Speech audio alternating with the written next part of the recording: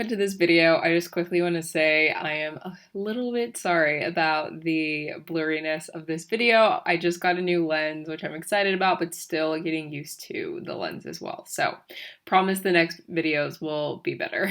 Hey y'all, welcome back to Moonli. My name is Arin. I am a functional nutritional therapy practitioner and welcome to my channel. So today we're going to be talking about my experience with the COVID-19 vaccine and my menstrual cycle. First off, I want to say that I am so thankful to get the COVID-19 vaccine. It is something that I have been super anxious about getting because here in Australia, getting access to the vaccine took us so freaking long when my family had been vaccinated so long ago and I was still waiting. So like I was fully vaccinated as of October 2nd, which is awesome. But I wanted to talk about my experience with my period, my menstrual cycle, and the COVID-19 vaccine. I've gotten so many questions on Instagram about it and there's so many articles being done. So today is literally just my experience. I am not giving any type of recommendation of what you should be doing. This is literally just my experience with the COVID-19 vaccine and how my menstrual cycle has turned out so far. So I actually got my vaccine a few days after my peak day. So if anyone doesn't know this, I actually chart my cycle using the symptothermal method. No, it is not the method. Symptothermal method is me using my basal body temperature and cervical fluid to identify my fertile time. And I do know that I got my vaccine just a few days after my peak day, which basically means we confirmed ovulation. I didn't have a choice in when I got my vaccine. I only had a choice in like, this is when we can get you in. Are you coming in or are you gonna wait 2 months? Because originally when I was getting my vaccine, I wasn't booked in until November and these became available in September. So that was a big deal for me. When I was able to get in on a Saturday in early September, I was like, no matter what day it is, I'm gonna go get it. Because I did have a question from Instagram asking me, did I purposely get my vaccine on my period? So because I got my first dose a few days after ovulation, my second dose did happen on my period, which no, I did not have a choice in that. I was just willing to take any vaccine that was available to me because I was ready to be vaccinated. The coronavirus was spreading around Australia and coming into our city, so I wanted to protect myself and those around me, so that was really important to me just to get in whenever it was. Even if I was in excruciating pain, I was gonna be there. It's good to know, if you haven't watched my other videos, I actually have endometriosis. I'll attach a link to my endometriosis story up there. Essentially, endometriosis is this chronic illness, one of the top 20 most painful conditions according to the NHS in the world, and I have it. When it comes to endometriosis, and typically has to do with like period pain, I was gonna go get this vaccine even if my partner had to carry me in there to get it. I was gonna get it no matter what. And so I got the Pfizer. I got it a few days after peak day. Did I notice any differences? Honestly, not really. I was actually still full of energy. I was working out the same day, working out the next day. I didn't notice any difference and I was just thankful to have it. And then it came to 2 weeks later when it was time to go get my second vaccine. My luteal phase was actually amazing. So between ovulation and my period, a lot of people deal with low progesterone.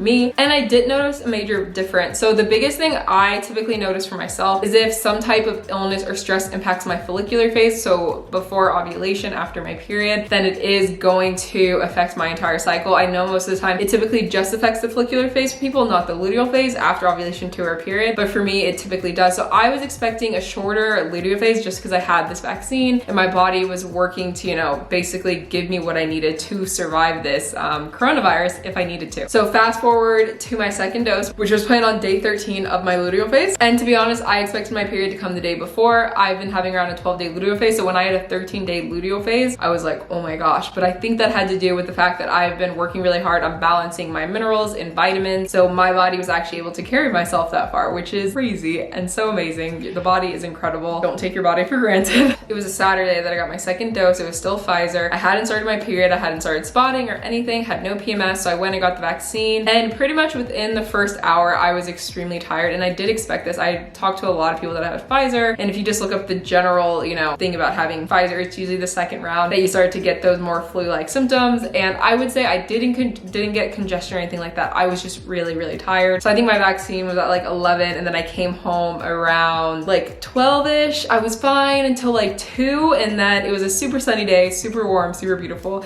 And all I wanted to do was get into bed, watch a horror film because it's October, and maybe take a nap. That's pretty much all I did. I think we had dinner around 6 and I was just like lying my head on the table. I was like, I am so tired. I just want to go to bed. And then as I am getting ready for bed, I start my period and it was not the best. Let's be blunt about it. So essentially with endometriosis, my endometriosis tissue, having painful periods isn't uncommon. No matter what I do, I will always have this disease. So I manage a lot of my symptoms through nutrition, balancing my gut microbiome, getting my vitamins and minerals up, a few herbs and acupuncture, like that helps me me really mellow out my symptoms for my menstrual cycle. And so there are a variety of things that can give me a really excruciating period. I haven't had a really excruciating period in over a year and a half. So my past menstruation, my past period have only been pretty much like a 1 out of 10 for 30 minutes in terms of pain or no pain at all. So it was pretty hard going from that to this. Luckily, I had painkillers on hand. So there are a variety of things that can affect my endometriosis pain, such as if I eat too much red meat, if I drink too much alcohol, eat too much refined sugar, things like that can really inflame the endometriosis tissue. But I had done really well that month. There wasn't anything that had changed. I was eating really healthy, taking my vitamins and minerals, exercising, getting some really good sweating in there, and walking, enjoying the warm weather. My period was a lot more painful. I'm not gonna lie. It wasn't the most painful period I've ever had. So like it was more probably like a 4 out of 10. And for me, because I have endometriosis on my large intestines on the right side, my pain actually goes down the outer right side of my thigh. So that pain set in. Essentially when that set in, I was like, I'm gonna take a painkiller. Like I just know it's gonna be painful. And I was just like, I'm just gonna take it because I kind of want to just enjoy this evening. The reason I know it was a bad period, because in the past, if I've needed to take a painkiller, I know that my body's doing okay if that pain goes away after I take the painkiller. My pain did not go away. It actually intensified quite a bit after I took the painkiller. That's a common sign of endometriosis for anyone out there that's wondering like, hey, I take the painkiller and my period pain stays around. Why is that? It could be a sign of endometriosis. It could be that you're taking the wrong type of painkiller for period cramp. And so the pain was quite painful. It was quite a heavy period as well. I used period underwear and I went through those very, very quickly. The pain probably lasted from about 8 p.m. to maybe 12 p.m. So not horrible really when you think about it. It could have been 10 times worse, but it definitely was there. And then once I was through the pain, I was good to go. Next day, I would say I was still really, really tired. I think we came out to the living room and pulled out our pull-out mattress or pull-out bed. And then I slept until like 12 in the afternoon. I think something crazy like that. And the rest of the cycle after that, I'm actually still within this cycle. I am supposed to be starting my period Friday. We will see how we go. Typically that sounds about right. It's usually I start the day before the last time I started. So I started the Saturday of the last month, so now I should start the Friday. We'll be camping, so we'll see how it goes. After the vaccine, you know, got on Saturday, Sunday. My endometriosis pain is typically minimal to none outside of my period, except for that first hour, 2 hours. These past 3 weeks have been really, really difficult in terms of my endometriosis pain. I've had a lot of lower abdominal and pelvic pain that has been really, really present. But when I was looking at the research on autoimmune diseases, no, endometriosis is not an autoimmune disease, but it directly has to do with your immune system.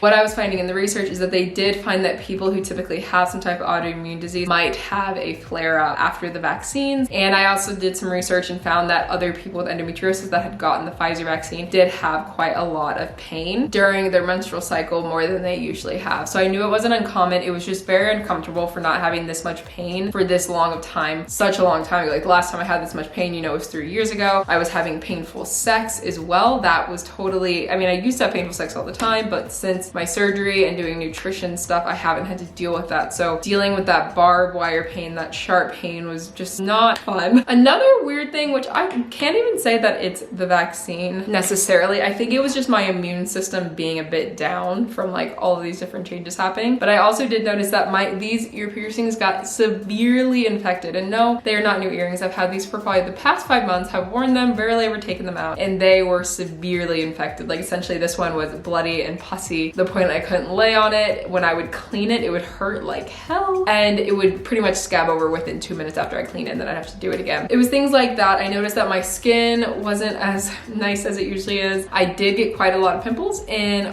weird places, like in my inner arm and like on my chest and back, like chin. In really odd places, I typically don't get pimples. And I would say out of everything, the worst part of it was the pelvic pain. And so like I'm supposed to start my period this Friday, and ever since this past Saturday, my pain has actually gone down, which is so funny because I was like, I'm gonna record this video, we're gonna talk about the pain, but the pain has actually gone down. And I don't know what has changed. Really nothing has changed other than the fact that, you know, my period's coming up, when typically my pain gets worse as we get close to my period, but I'm actually in less pain, which is very, very cool. And so I'm still waiting for my period, which is gonna start this weekend when we're camping, or it might start early. You never know. The body's been through a lot. And my overall review is that I don't regret getting it at all. For me personally, it was super important to protect my health, but also those around me. And, you know, I'd seen my family back in the United States be impacted by it. I'd seen my home country, the United States, be impacted by it. And it's just really important for me to make sure that I'm doing what I can to protect myself and those in my community. And yeah, I'm super thankful now that I'm vaccinated. We're going going to the coast this weekend, and it's good to know like eventually I'm gonna be able to go back home. Like I'm gonna be able to start traveling again. But yeah, I hope this is helpful for anyone else out there. Lastly, the other thing I forgot to mention is my ovulation this round was much later, or at least my peak day was a lot later than it usually is. So typically my peak day is between like 13 to 15. This time I wasn't even entirely sure I was gonna ovulate. I had fertile cervical fluid for like 14 days, like an insane amount of time. I usually have cervical fluid for like 6-7 days. This time I had it for an extended period of time, and it was so obnoxious. But finally on day 19, I finally had a peak day. So I ovulated this month, which is crazy. My temperatures have been really high this month. That could be just the fact that it's warming up outside. It's getting really warm here. Like I'm actually quite warm right now. But yeah, I hope someone found this video helpful. Essentially, I don't regret having the vaccine. I'm super glad that I got it. We will see how this next period goes. I know eventually it'll start to go back to normal. I'm doing everything that I can to reduce my inflammation. Some of my biggest tips to others out there dealing, you know, with menstrual cycle stuff after the vaccine: talk to your doctor, talk to your healthcare professional. Most likely in the stories that I was reading was that most people's menstrual cycle went back to normal after, you know, a month or two. So talk to your healthcare professional. They will be able to walk you through all of that in the current research. All right, well, thank you so much for being here today. It's awesome to be able to have you guys as part of my community. I am going to go make some lunch. So if you enjoyed this video, be sure to like, subscribe, leave a comment. Remember, you can always follow me on Instagram at moonli.x, where I'm a little bit more active, but I would say these days I'm more active on YouTube. So yeah, thanks for visiting. I hope you have a good rest of your week. Bye.